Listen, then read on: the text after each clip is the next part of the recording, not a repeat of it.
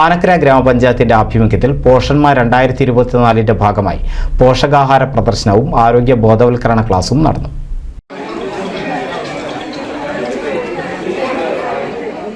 ഗ്രാമപഞ്ചായത്തിൽ വെച്ച് നടന്ന പോഷന്മാർ 2024 പരിപാടി ഗ്രാമപഞ്ചായത്ത് പ്രസിഡന്റ് കെ മുഹമ്മദ് ഉദ്ഘാടനം ചെയ്തു.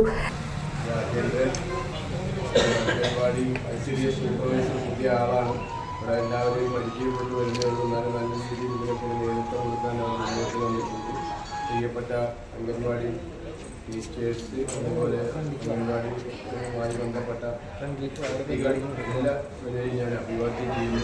ദീർഘമായ ഗ്രാമപഞ്ചായത്ത് വികസന standing committee chairperson CP Samitha അധ്യക്ഷത വഹിച്ചു.